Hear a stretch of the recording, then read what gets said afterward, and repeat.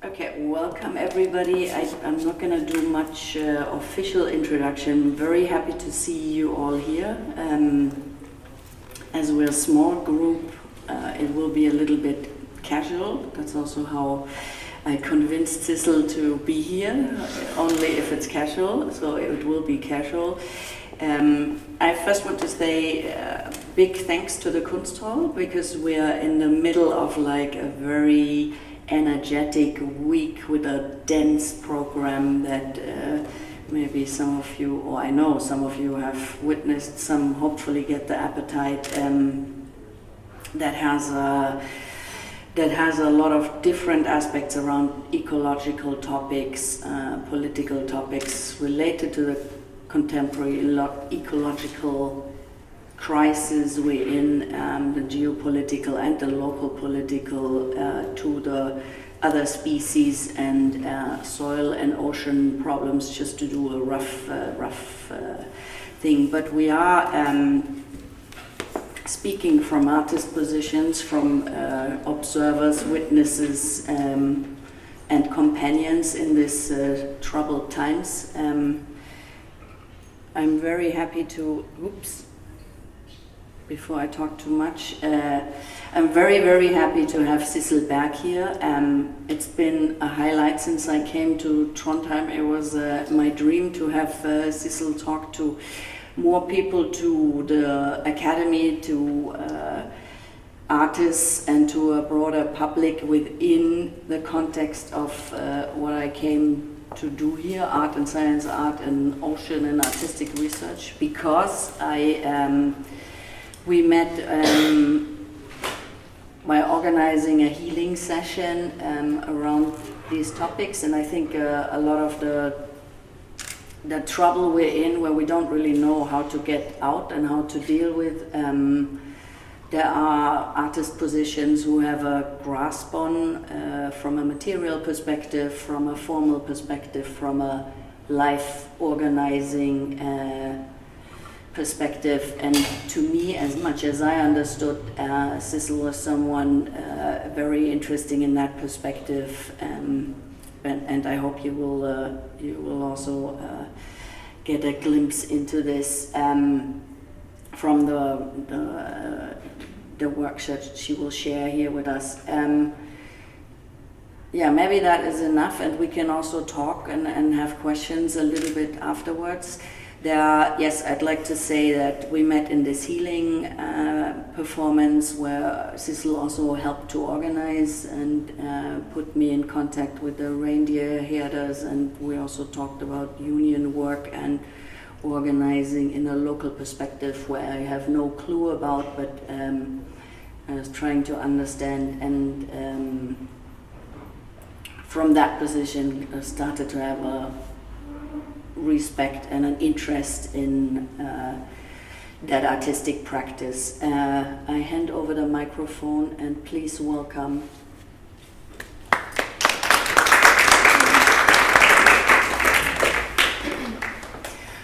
Yeah, I wanted it to be very casual because I'm really tired. So I don't feel I have prepared very well, but let's talk about process. The first image, I have a quote from Lexicon Laponicum, which was the first Sami dictionary, which was gathered by Swedish missionaries in Ume-Sami area, which is a bit further north, and I just wanted to show you the Saracha, which is the old ancient goddess, which is the one who is sort of has been continuing a little bit even in today, that you're always remembering to thank for life. And then the reason why I put this here is because the word of saret, to create, shape, make, and then also it has the other meaning, which is also to is it chive in English? Chop, chive, to divide with an axe. Yeah. Chop. And in the South Sami language today, the only meaning of saret is that to chop, to divide with an axe. And this word to create shape and has disappeared because it's, and I think that has to do with Christianity, that when they have made this dictionary in the 1900s, people were no longer talking about the other meanings or the deeper meanings. So it sort of went out of use. And I like that this double meaning of life and then this, which is like cut and divide, make you, be cut off from life. Not life and death, but life and cut off somehow. Yeah. I just want to show you the map because we usually see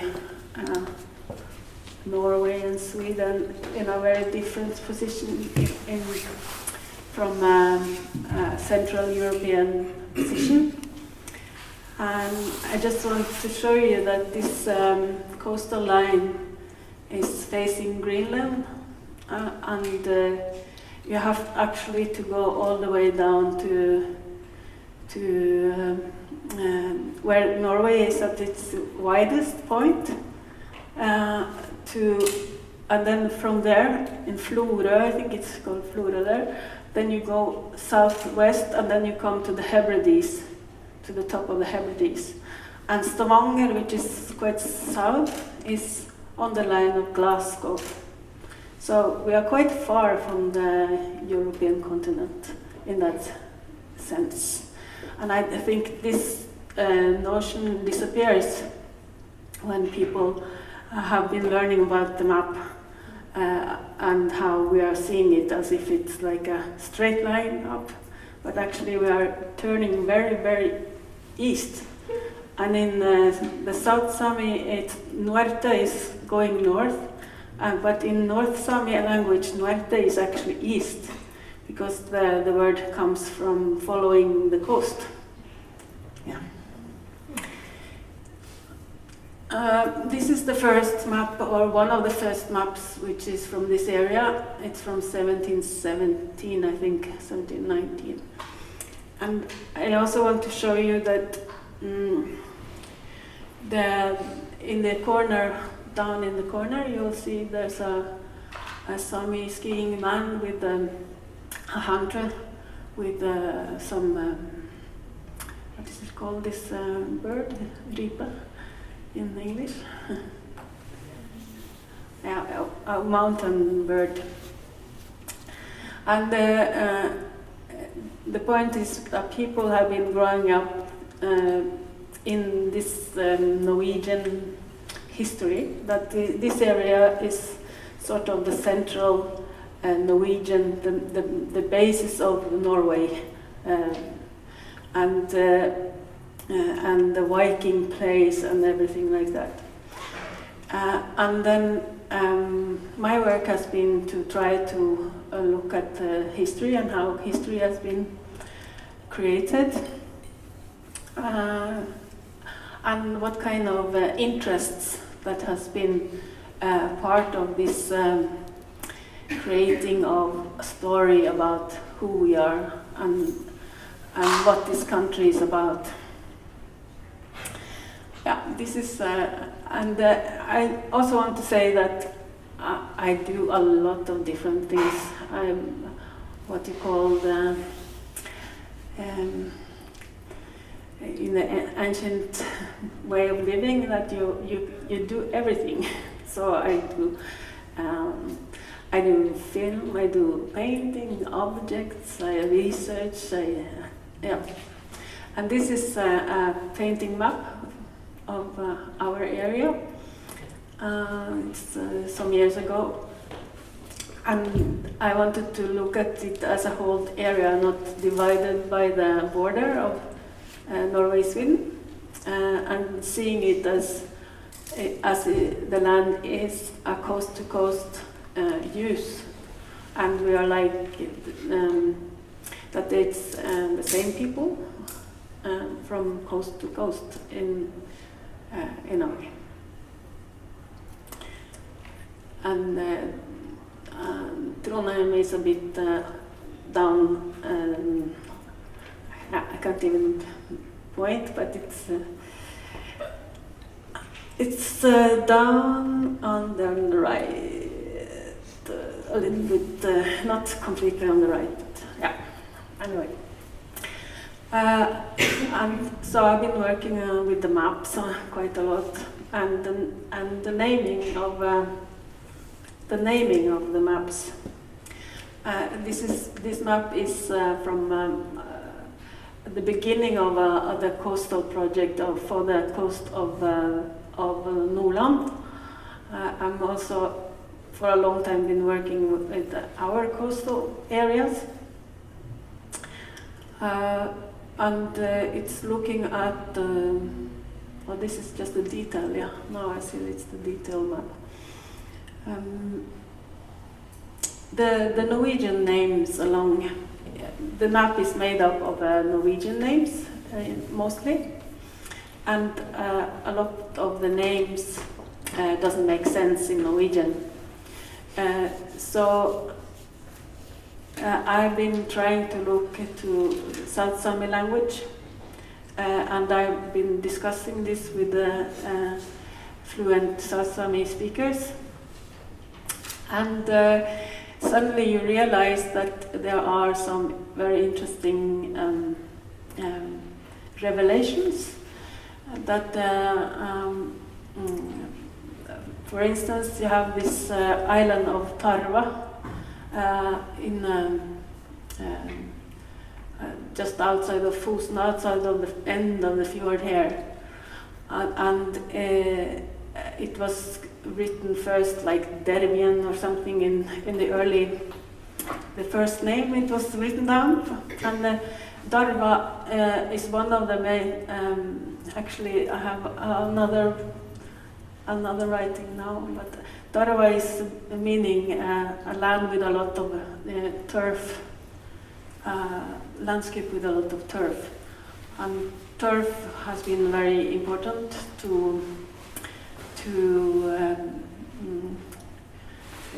for building our houses in the early times. And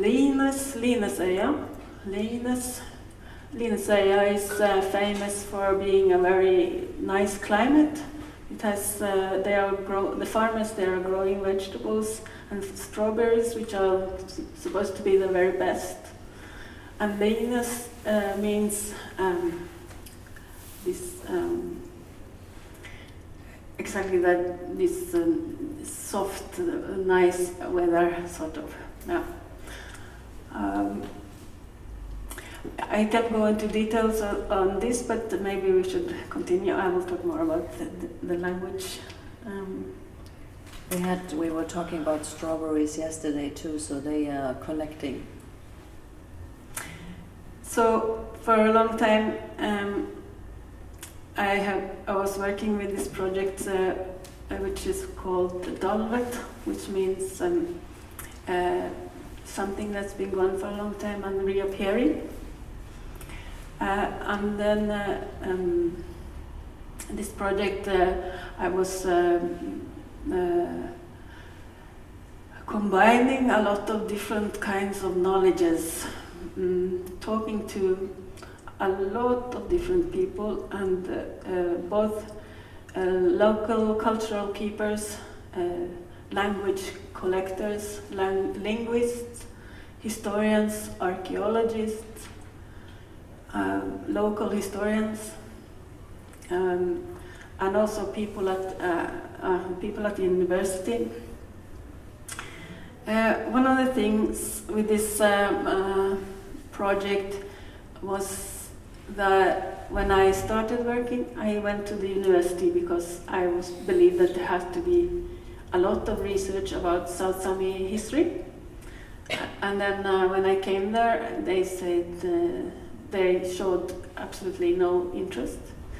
And one of the professors said that why bother looking into Sami history when you have been Norwegian so long? And the university in Trondheim has been one of the major stopping point for working on South Sami history, because it has been both this likegyldighet, what is it in English? Nuance? Norwegian? I forget. Yeah, this of no care, you know, they don't care, it has no, absolutely no value, no importance. And during the national building of the nation state, there was developed this theory that the Sami people came from the north and had no local connection to this area. And this theory has been used for writing history here until 2005, when they made a whole, 5 or something books of history from this area, where Sami history sort of divided from everything else and put like the last chapter, as if Sami history has nothing to do with anything else, and that Sami people is completely different and not connected to the rest. So I've been really interested in what kind of interest these people who have been sort of the great men of the past has been, this is from one of the gatherings we had. It's the former conservist at the Samian Site in Snåsa, Sverre Fjellheim, who is also an author of many books about especially Sami history around Røros. And then there's Jon Thomasson, who is has been collecting the different ways of speaking in Namdalen and Wilhelmina and the area on both sides of the border. His daughter is here today. And then the woman in the middle, she's Inger Zachrisson, a Swedish archaeologist who made history when she discovered that the Viking graves of Härjedalen, which was famous, was actually Sami graves. And she had been working in that sense of that the old professors and everyone was working against her, and they were trying to make her ridicule and try not to. It was very difficult to get money for continuation of research. So she is very happy of the people in the Oslo University, because they were able to get funding from there. Then it's Saka Stoltenberg, who is, and you can say she's an activist in both land rights and language rights, from Tärna on the Swedish side. And then it's Håkon Hermansson, which is the only historian who came from the University of Trondheim, who has been majoring on the South Sami history. I just want to show that, because I think the work that Dalved was really a community work. It's I don't think of it as my only my work in that sense only. We had like a research station at the Levart in Levanger in 2012, where we wanted to re-establish Levanger as a Sami area. And on the first day, when we were like wishing welcome, there were people who were laughing of the idea that Levanger was part of a Sami landscape, an ancient one. And I think by having these presentations, we had concerts, we had talks and dinners, and we had a lot of documentation from local historians and local knowledge keepers from both Swedish and side and Norwegian side. And then I think just a couple of years later, on this big market, which is famous on the Vanger, the Sami presence was re-established, which was making me really happy. Yeah, this is one of the things I just want to show, that this is like an ongoing process of all these different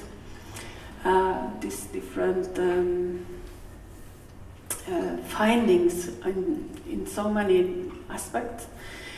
This is from Norwegian Atlas, a Norwegian,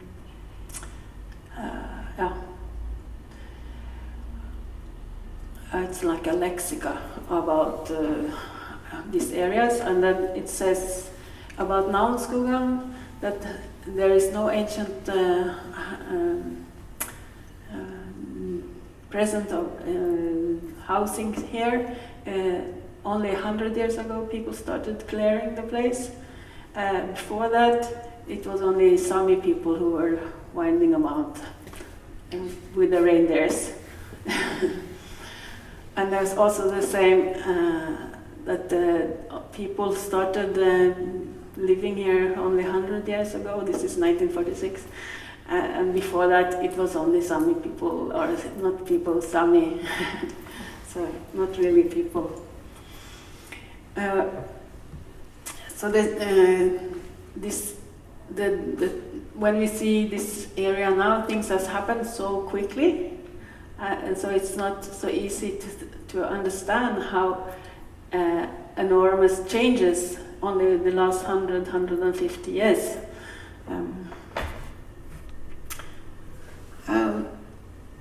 This is a drawing which is made in collaboration with a drawing that was made as a complaint letter to the bailiff, the Lapp bailiff, which is written in 1910, and it was found in the archive, the state archive. So it's reindeer owner and land user of Namsskogan area, just outside Namsos, and his name was Jakob Nursfeld, and the letter is sort of drawing out his land. He's saying that I'm 72 years old, I've been living here for 40 years or something like that, with my family and children, and we have been allowed to live here in the squirrel warding, and we have 11 huts. Here is where we have the buria, the place for food, keeping food, where we are gathering reindeers and so on. And Jakob Nursfeld was actually a very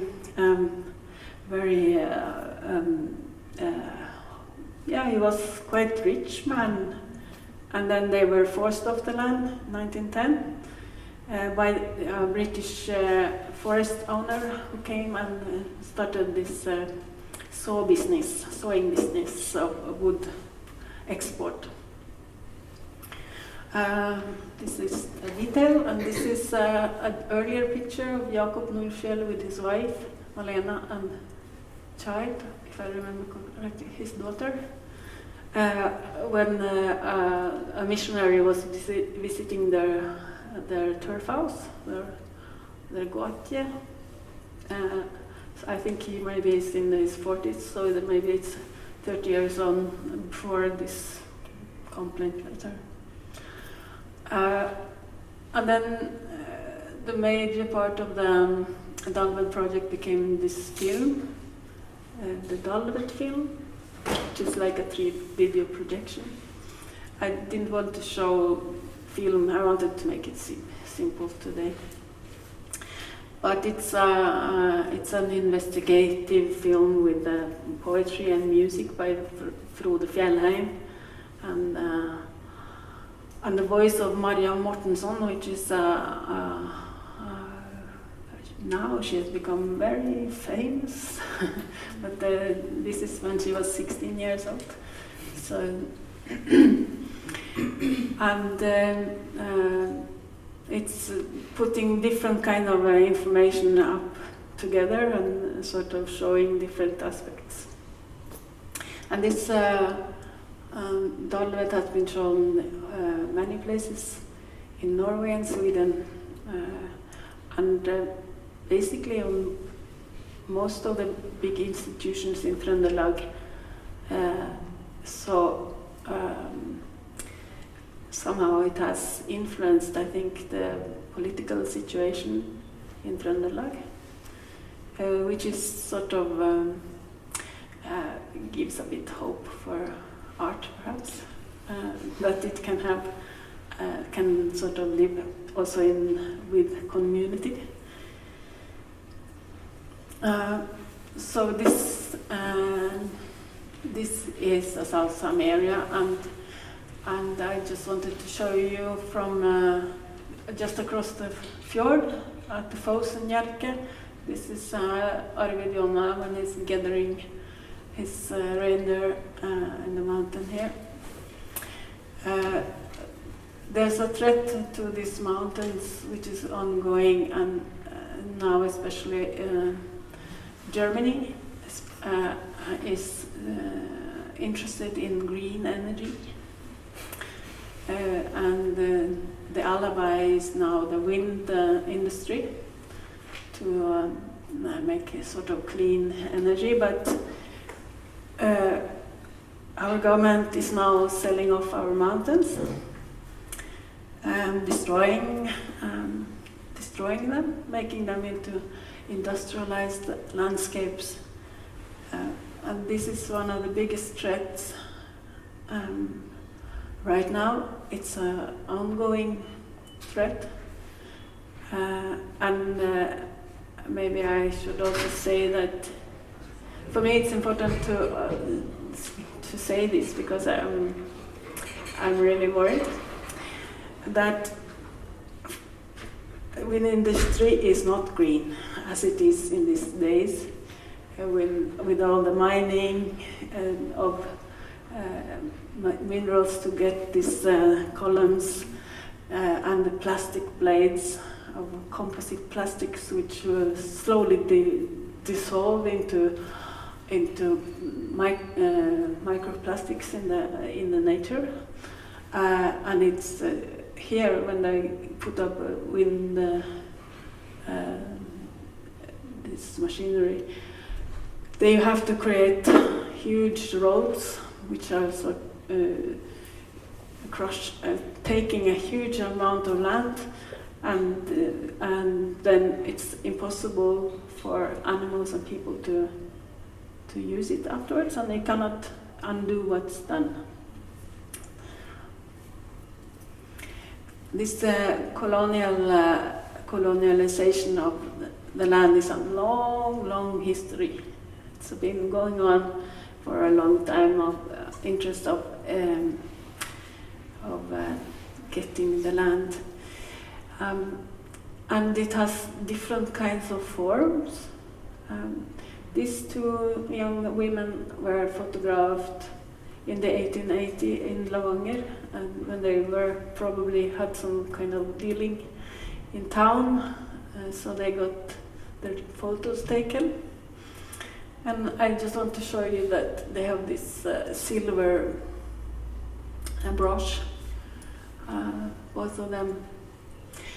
And then this silver brooch has sort of been adopted as a Norwegian silver brooch, the Trønder silver brooch, where you're creating history, creating traditions, which hasn't existed more than the last 50 years, and claiming it to be really ancient. So this dress was made in the 40s, 50s, and then this brooch was taken from the Sami culture, and now it's the Trønder brooch. That was a really bad image. This is a drawing which is called notebook, and the notes are more important than the drawing. You know, you have your drawing when you're taking notes. It's looking into some words, South Sami words.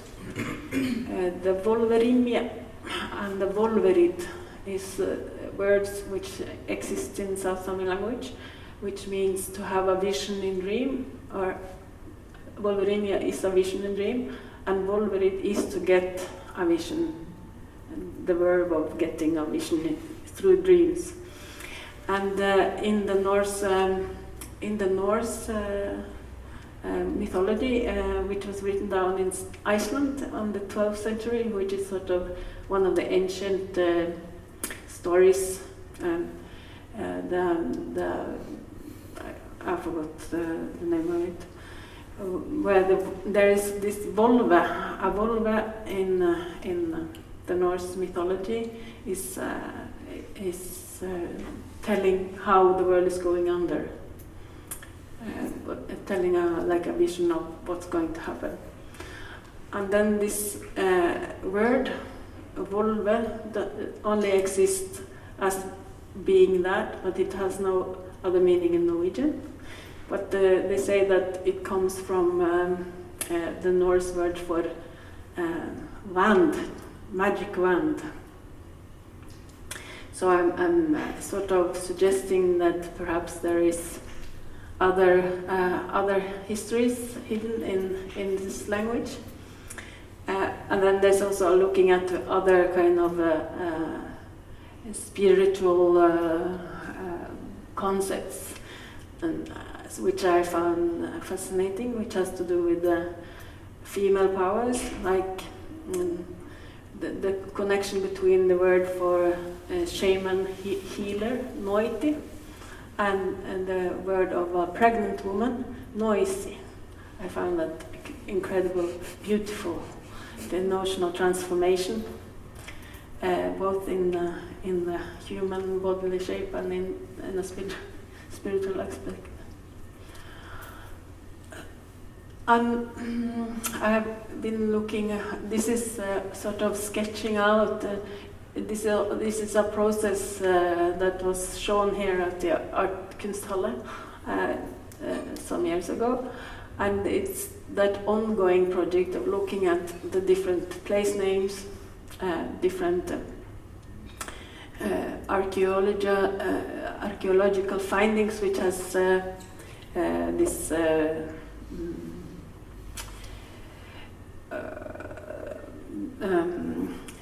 this magic, the rune magic alphabet, and that here in the Trondheim area there was a lot of findings in the ground, which also has been always read as a Norse or a Nordic, from a Nordic point of view. But when you look at one of the things, I don't think I have a picture of that, is that they have this. I want to show that that sometimes our imagination also can be very limited, and knowledge is limited. So one of the language professor at the university, he has been sort of making up his own little story about a finding in probably just here in the 70s.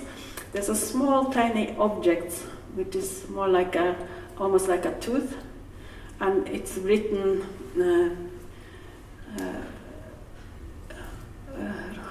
Rota with these magic letters.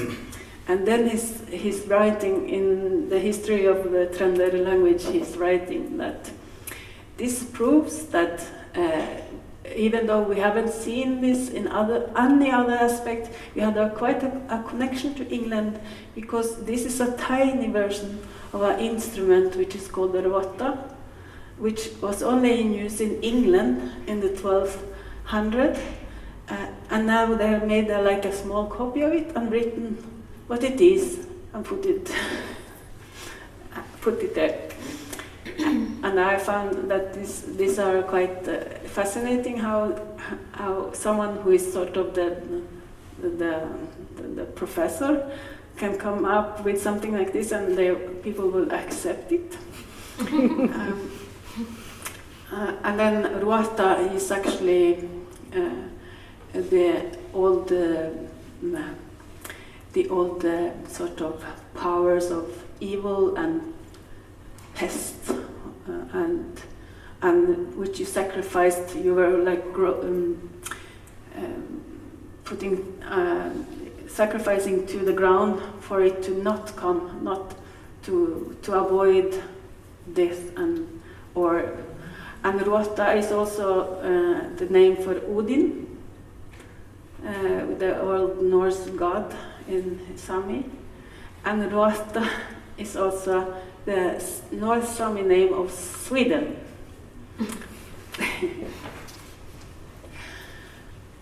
We have been just recently doing a project for Mo i Rana.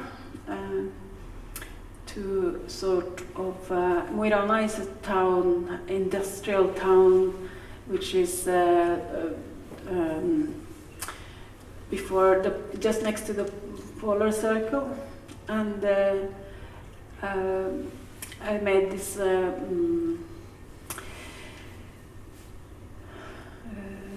sign project for Rana, which we were collecting all kinds of stories and aspects of Sami history in this place, which has lost completely touch with the history.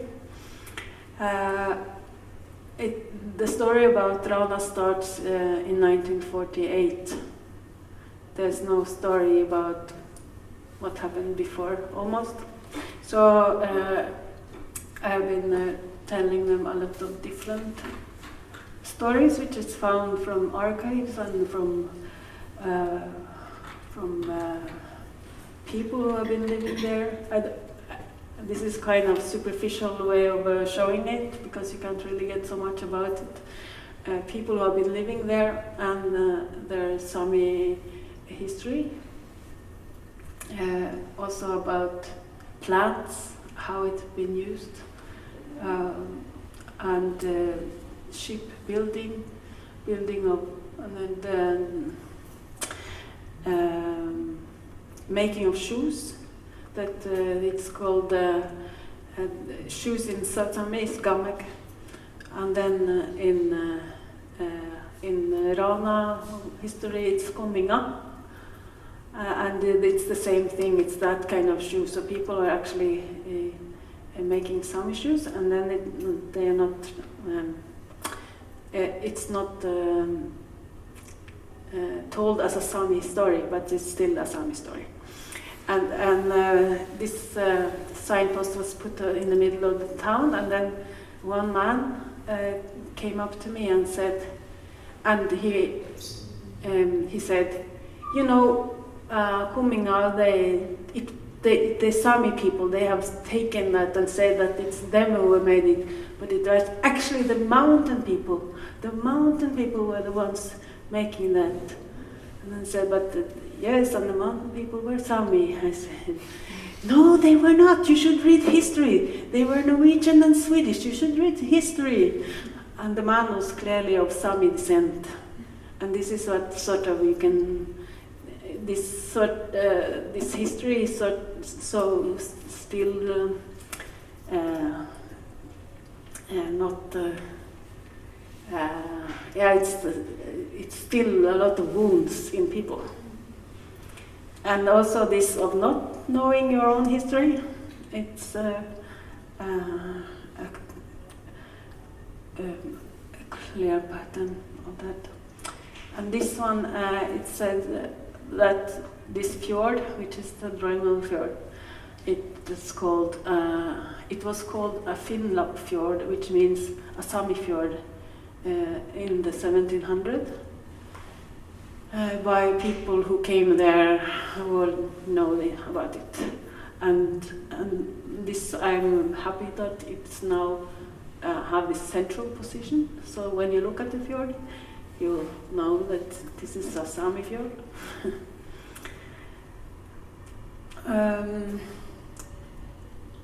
Yeah, I put this.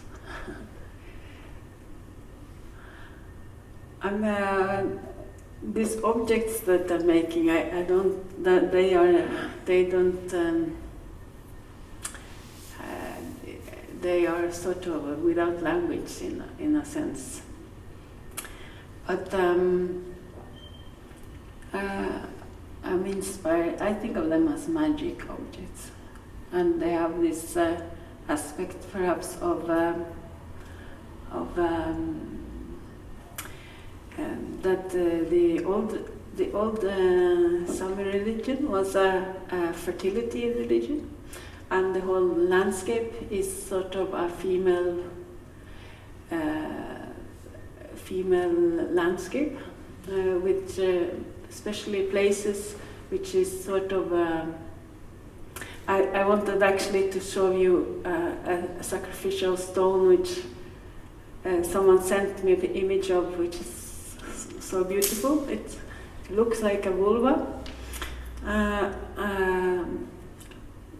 That I found very interesting that this the whole landscape is the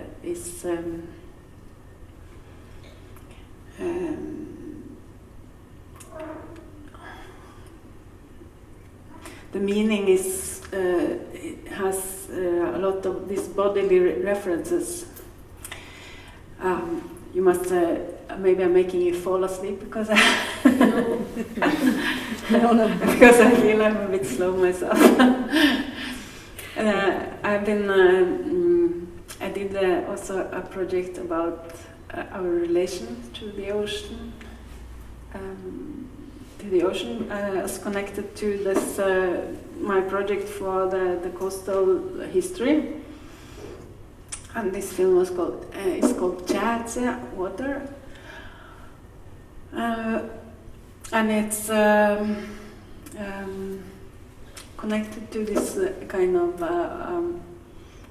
old way of looking at the relationship with the ocean, and this is it's an Anstein just next to where my grandfather and great-grandfather and great-great-grandfather had their fishing place, and these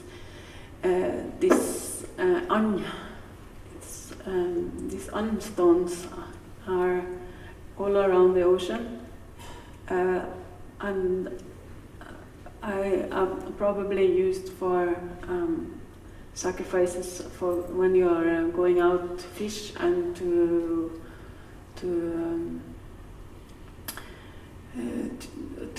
save your life. I mean, to protect your life before you go out on the ocean. And in this film, we also somehow meet this kind of character, which is based on this old myth, which it's called Gurikunja, and the same way, looking at language and looking at the aspect of this myth, which has been written down, also said that this is pre-Viking time. It's ancient, but not Sami. It has never been connected with Sami, but I do believe that it's a Sami myth. And when you translate Gurikunja to Sami, Gurikunja, it means the spawning lady, sort of the spawning woman, spawning wife. And spawning is when the fish are reproduce themselves. So it's about reproduction and life in the ocean, protector of the ocean. And as I know, a lot of now the university has started these ocean projects, and I was part of. I was going with this ocean ship together with them. And the Art Academy is sort of wanting to work with ocean as well. And I found it interesting the way that we will only look at the technological way of looking at the ocean, how to sort of access the resources, but not looking at how people actually have been surviving and living by this ocean for ancient times, and the last 50 years everything has changed. We have sort of lost our connection with the ocean.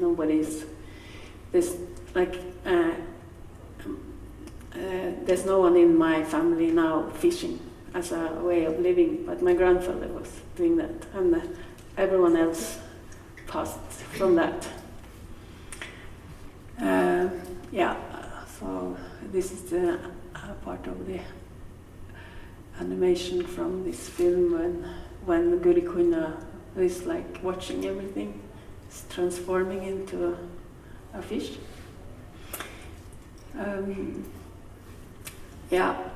So I've been working with a lot with different mappings, trying to show this how the landscape starts changing when you filter everything through the South Sami language.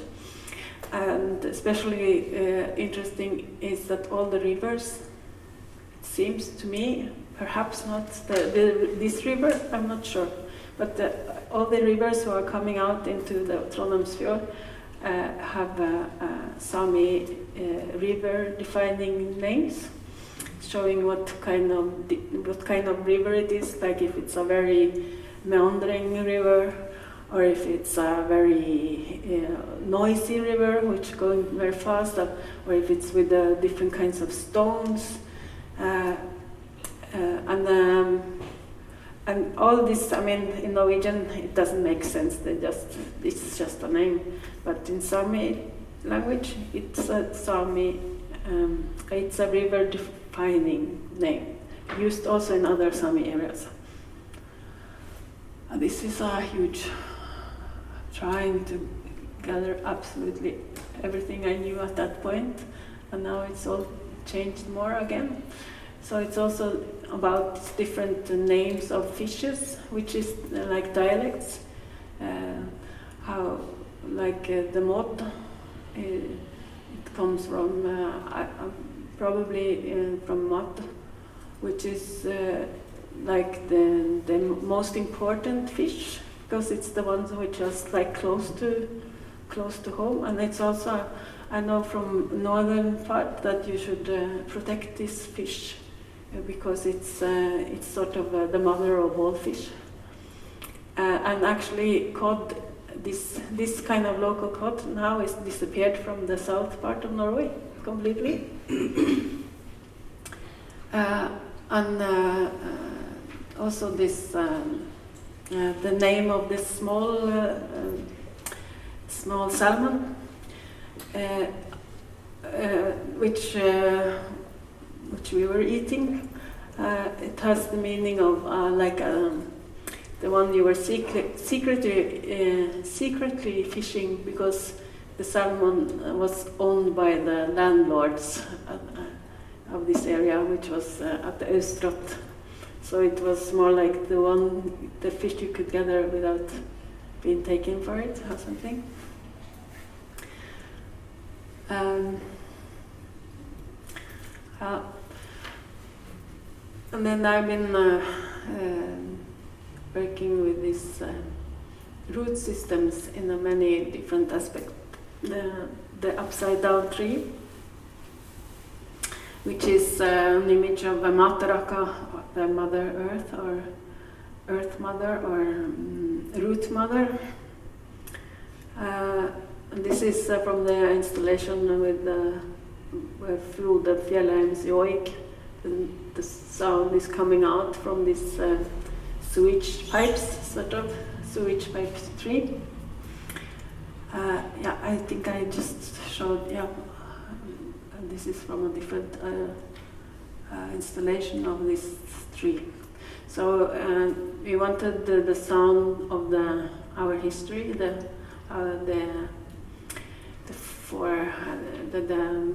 ancestors, to call upon them and then to make them come, so that they should tell us about the past.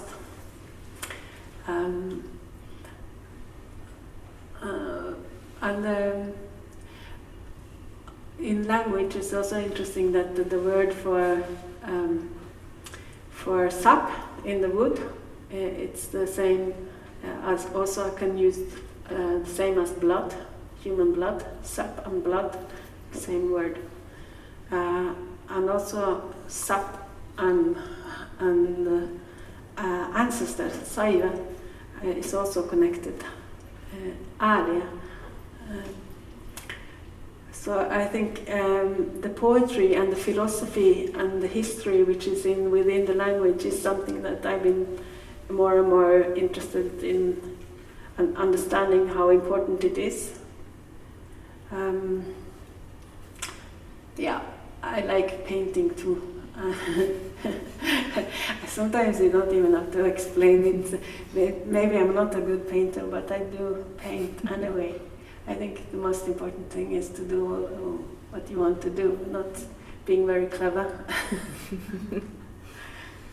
This is the huge root which I put here upstairs. It was 4 by 4 meters or something, almost 4.5, I think.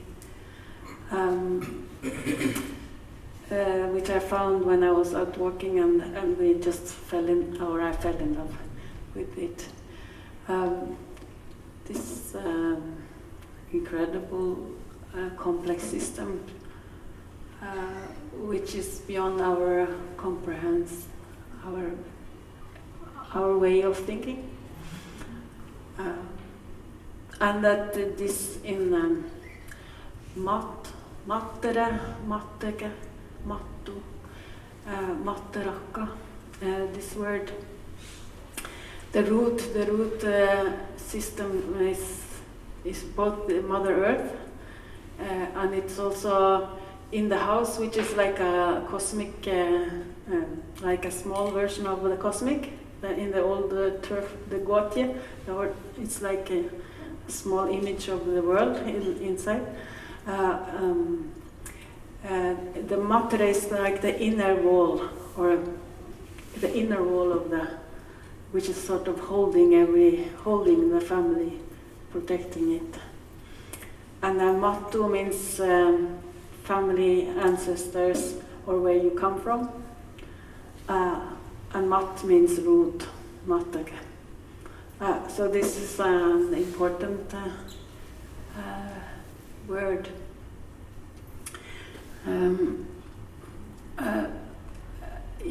This is a very quick go through, but this is what's in Göteborg Konsthall right now.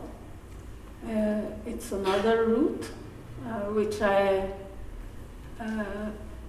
got from there. It's an old muerre, Visimuerre. It's an older tree, which was also a religious or a sacred tree.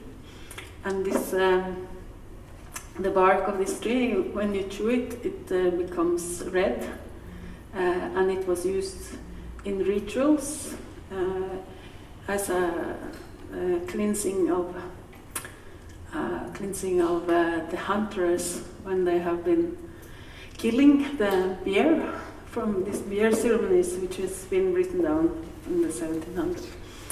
And also one word for menstruation is the same word as this sap from the older tree. So the connection between body and nature, body and tree is a very poetic and strong imagery, I think. And I just wanted this tree to be an intruder in this space of this white cube from the 1920s. And then I made this drawing. This is all made when I was in Gothenburg, Greece in the summer. And the drawing is sort of trying to draw out. It's a very bad picture. I didn't get a good picture yet. It's 4 by 4.5 meter. And it's built up by the root system and the goat is with a fireplace then in the middle, and the sun and life itself. And then I'm looking at these different concepts within the poetic and philosophical concepts within the South Sami language. And also the intruding of the different, completely other way of looking at the same world. Because Sami culture, Sami philosophy, Sami poetry has sort of been misunderstood in this when writing down by missionaries and by ethnographers. And I wanted more to go into to show the inside and the outside at the same time, how it's like a completely different ways of looking at the world, which is being smashing against each other. And so it's a quote from the Swedish 1600 sort of president in Sweden, the Swedish Empire, which is hoping that Lapland is going to be our West Indies, our colony, our gold, because they started finding the silver and gold and realizing how forests can become timber, how rivers can become electricity, and Sami reindeer owners of the north, before the Swedish state realized that they can use this and take it, the reindeer owners had the same rights as the high adel, the hereditary, the people in the south, the same right, because the king really needed them for transportation, for fur, which was important export element. And then since that time, when they started the silver mine in the early 1600s, the rights of people and the right to the right of the land has slowly evaporated. Yeah, I don't think I have any more images at the moment. No, I just took some few pictures. So what I'm working with now is another film, which is called Elmia, which is about our relationship with the air, with the breath, with the birds and the airplanes. And then I'm also working on this, continue working on this, the coastal project of collecting all these traces of Sami culture, history, landscape, and then also working on this holy landscape and philosophical, the poetry within the language and its connection to landscape.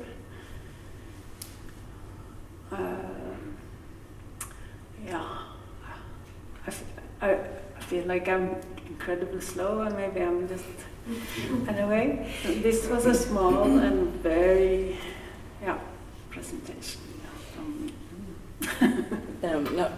Thank you so much. I mean, thank you actually for the slowness, because I feel like too much things have been rushed, and we've been talking about bringing slowness back into teaching in the way that we relate to people instead of like rushing. Last week in the first session of the Art and Notion. But I also, I first and foremost want to thank you so much, because I think what is the sort of most amazing in a lot of art that I admire, or I think is admirable, is like to bring the poetical and the political, not in a kind of strange mix, but also in a sensual magic and something that makes sense in this in a sense way. That is. I hope I make sense. But anyway, the connection between the poetical and the political, I think, is a very strong force, and becomes very clear from the way that you work, and also this aspect of transformation, which has been one of the guiding factors in a lot of the discussions that I've been, and also some of the people here been dealing with, and I think it's one of the most important concepts, let's say, because it's on a material level, on a political level. It's first and foremost transformations that we're not knowing enough about, and that we're not experiencing maybe fully or understanding. I think that for me the most important thing is to be in this process of understanding, of trying to go deeper, and I feel like going into this landscape, which is close, is a life project. It doesn't end, it's just continue giving, and the more you go into it, the more it starts giving.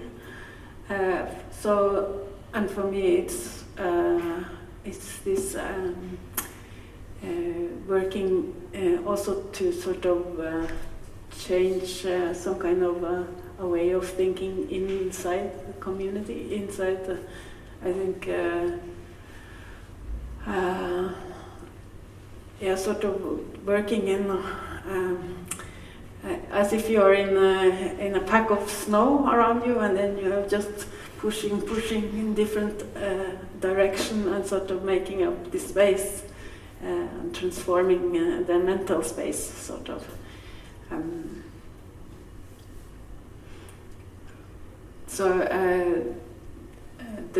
The objects which end up there are sort of remnants of that process, not like the goal itself. It's more like leftover from that process, and allowing that, not being smart or just doing what's important at this the whole time, not.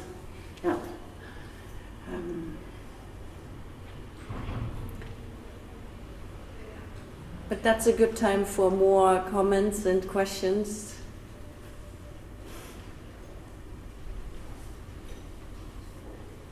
Very quiet. That's impossible. I find it very interesting the way that you, or like just reading all the names on the map in this area, because I've grown up here, and I've been, I grew up on the coastline, sailing every summer, and then I've heard the stories about Viruna, and I've learned them probably wrong, or like I didn't know that meant that it was words, not name of a woman, and also the like Tarva, and all this, also all these rich histories in the words and the names of places, like imagining why the places have the names, and that it actually means a lot more than only this, like the letters that we see on the map. And I find that also deeply interesting, and I'm so takknemlig.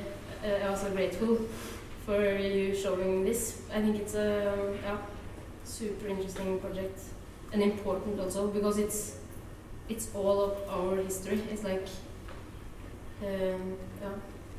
it's the aspect of everyone's history who is living in this area, no matter what your family history is. I mean, this is the land history of this land. So it's if you live here, it should matter. Mm. It's where we all come from, or it's like it's the roots. I'll tell you another one which is important, which I work with, which is the biggest mountain, which everyone is using for, when you're going with a boat. So if you go out in the ocean and you're going back to land, the first mountain you see is Koppern. Yeah, in Ørland. Yeah, so in Bjugn actually. Yeah, Bjugn, yeah. And it's like sticking up, and then okay, we are on the direction of the land. And Koppern, it means like a mushroom. Because I've actually tried to, I have been looking so for it's sticking up like a mushroom. Hans Ryggen have a painting and the painting is called Koppern. And then I was like using a whole day trying to find out where that name comes from. And then now I know. Thank you.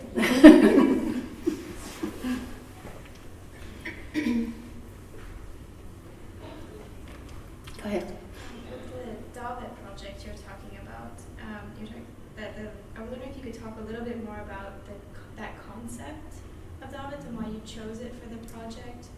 And I wrote something that has been going on for a long time and it's reappearing, and I was just wondering if you could talk more about that.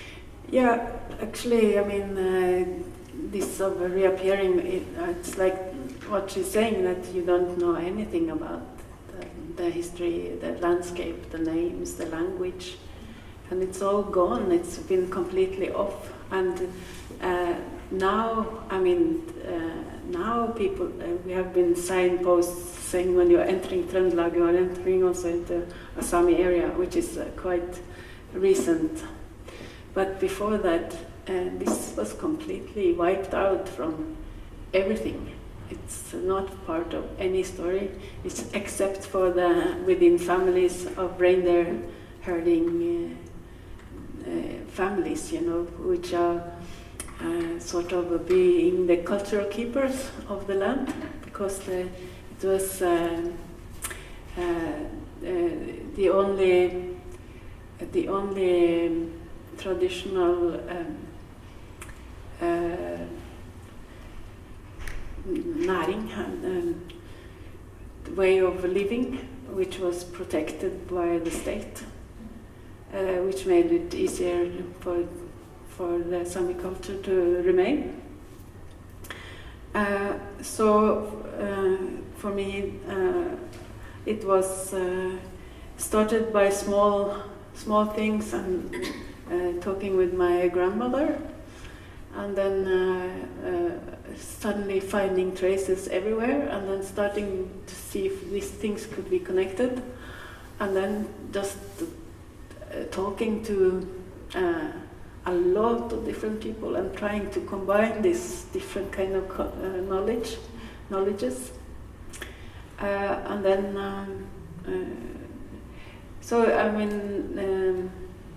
it didn't exist as a story. It didn't exist as telling about us, telling about this land at all, because of this Norwegianization history, the nation buildings from 1814 and onwards. When Norway became a state and they threw out the Danish king, the people who were landowners were at that time continued to build the legislation afterwards, after the nation building, or the state. And those people made legislations which made it possible for them to get more land, get the resources, get the hands on the resources. But this was not part of the story about Norway. For instance, one of the first prime ministers, he was Friedrich something from Germany, German family in Norway. And when he became prime minister, he changed his name to Fredrik, which sounds more Norwegian. And then, so this kind of Norwegianization has happened both to Samis and other people, sort of making making it one state, one nation, one people, one language. But for instance, Trondheim was a multicultural city. You could hear German, Dutch, English, Danish, all over this town, and there was even a German school which was closed down during the same period. And actually, a lot of people came from Freiburg here to Trondheim, and that relationship actually lasted until after the Second World War. A huge group of people went to Freiburg to rebuild from Trondheim. So, and all this complexity that those big farmers along Stjørdal, along up Verdalen and Steinkjer, they have families who came here from Scotland, Netherlands, Denmark, Germany.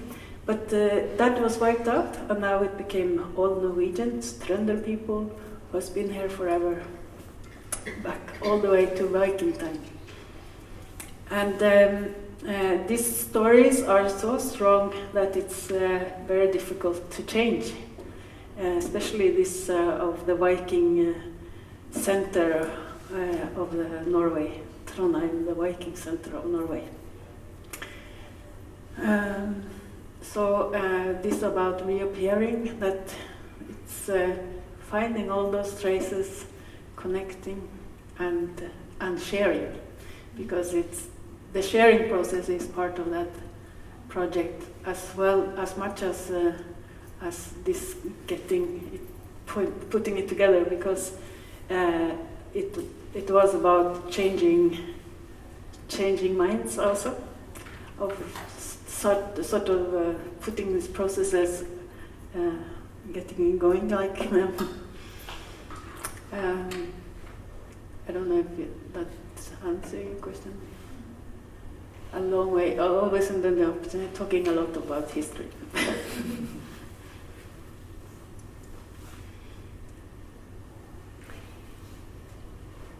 Yeah. You mentioned this runa writing connection between the Sami culture, and I'm just curious because I'm Hungarian, and we have this ancient Hungarian writing which is very, very similar to runa writing, and we are from, as I know, we are from as a Finno-Ugarian, very ancient times, from the east-north part of Ural Mountains. So we came from there, and what do you think is That's this is just something I'm interested in. I haven't done any work about it, but yeah, actually they say that the Futhark, which I said like the oldest ancient Norse runa alphabet, is exactly the same as the old Turkish runa alphabet, but then you read it from the right to the left, not the opposite. And then there's actually a scientist from Turkey, or I don't think he's actually from Turkey, but from one of the neighboring countries. And he has been rereading those runic stones in Gotland and southern Sweden from an old Turkish language. And then suddenly it's a whole poetry. It's not this man, I am the son of this guy, and I was making these magic runes to remember this. Yeah, because all of them are always read like that. It's what we have been learned, even though it's written a little bit different. The reading is always Rissa disse runer. But then when he was reading them, it's like a poetry about, like there's a picture of two dogs, and then it's about these dogs which were helpers and so on in the old Turkish language.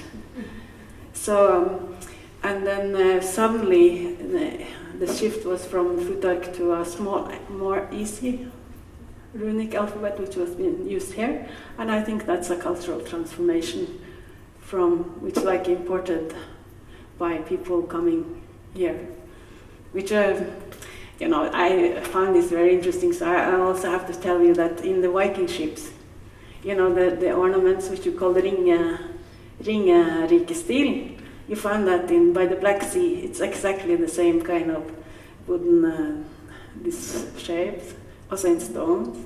And then the women who were buried in these Viking ships, both in Roskilde in Denmark and in Norway, they were having this genetic combination, like they were from Iran, Persia. And then if you look at Wikipedia articles about this, they always try to undermine this, that they're actually Persian genetic code on these women, because it doesn't really fit that Viking history in that sense. So I think this is so interesting, and there's so much to look at. But I think that this complexity of our past is, it's important, because we tend to, like we see like now also in this right-wing people are using those production of the past to claim right to do whatever violence they're doing and so on. Yeah. Anyway, that was a little trip around. That's great. We actually, one of the title of our seminar is time travel. Time travel. So you took us on an amazing time travel. It's still. Yeah, we are connected with the past, and I like that Sami, old Sami way of looking at that. We are foot sole to foot sole with our ancestors when we're walking, so they are always with us. That they are in our bodies, sort of, and which is a completely different way to that. The individual, which are cut off from the past, and everything is possible, and the future is possible to shape in any way. Yeah.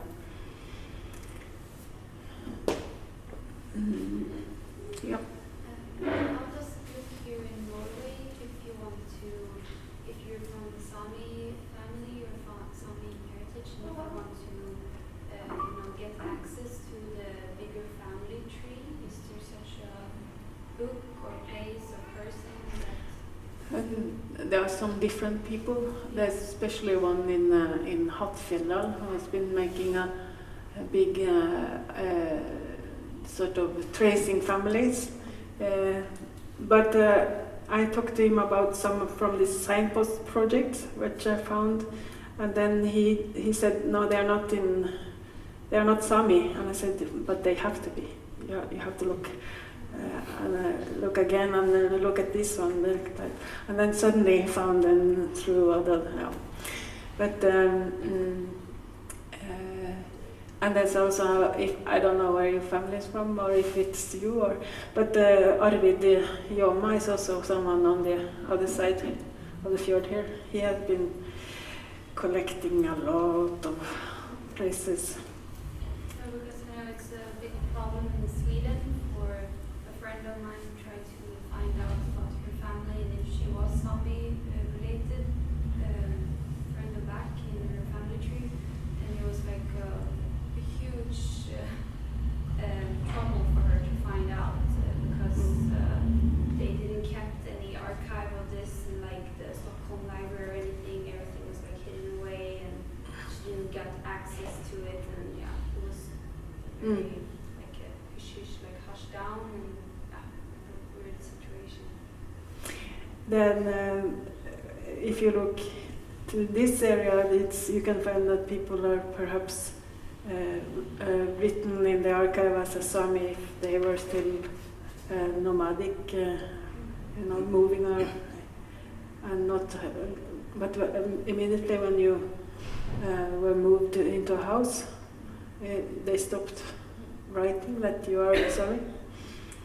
So it's kind of a coincidence if you are archived as. But I think that the whole history is sort of needed to look at again. I think it's there's so many histories which is not told. Yeah.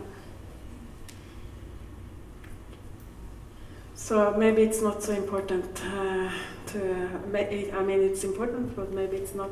That's not what's main important.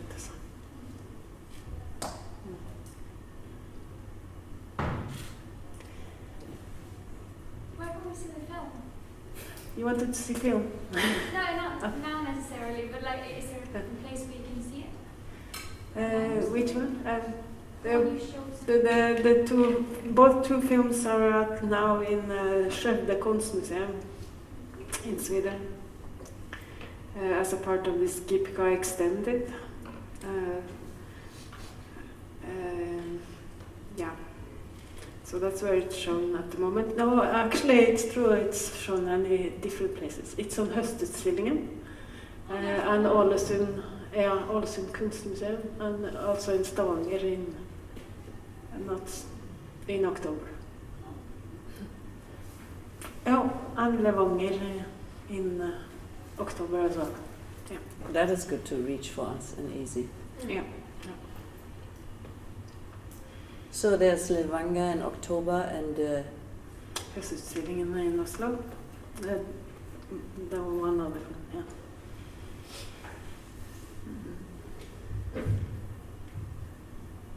Any more questions? I mean, okay, just to round it up, not really a question, but I like that you were showing a little bit of the windmill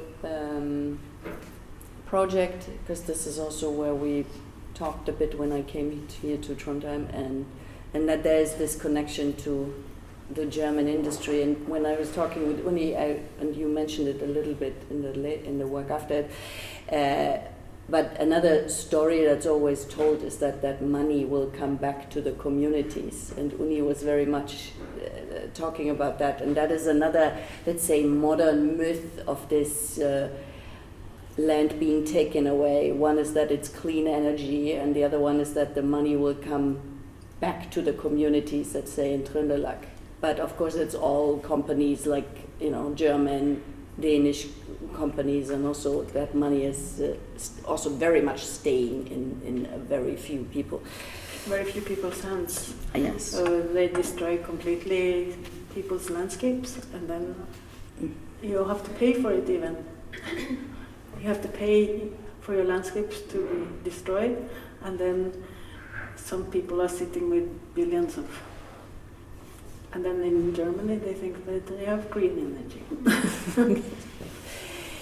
But before everyone heads off, we also have our guest for tomorrow here, so I need to mention 2:00 tomorrow is Solveig Lonset, and thank you for being here as well, and thank you so much, Sissel, for sharing